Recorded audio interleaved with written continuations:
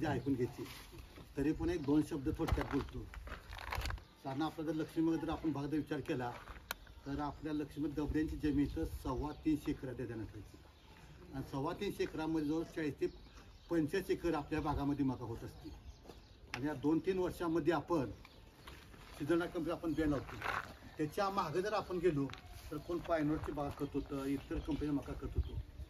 मग आता सिजनकडे आपण जरा का वळलो तर आपणाला जरा थोड्या बऱ्यापैकी त्यांचं बियाणे लागलं.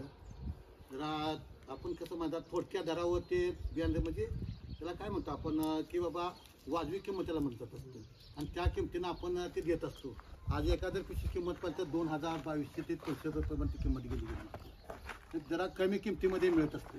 त्यामुळे करतो शेतकऱ्यांना पूर्वीपेक्षा तोटा लागला की आता लष्कर आळीचा देणं ठेवायचं आणि त्या लष्कर आळीमुळं इतर खर्च वाढला गेला लक्षात ठेवायचं.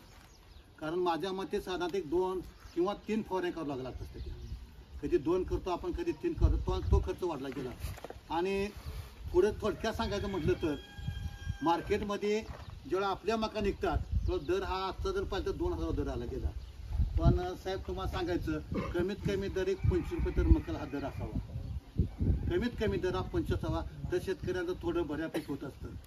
जसं मक्याचं आपण बोलतो तर आपल्याला तिथं शेवगा असते, ऊस असते, इतर सुद्धा पिकं आहेत, भरपूर आहेत आणि मग त्याला सुद्धा काही क्षेत्र गुंतलेलं आहे. लोकांचं मकाचं क्षेत्राचं वाढत असेल तर मकाचं मार्केट मात्र ते योग्य राहिलं पाहिजे तिथं नाही ठेवायचं. बाद झालं लोकांची क्षमता संपलेली आहे. लोक स्वतः कटाळ्याच्या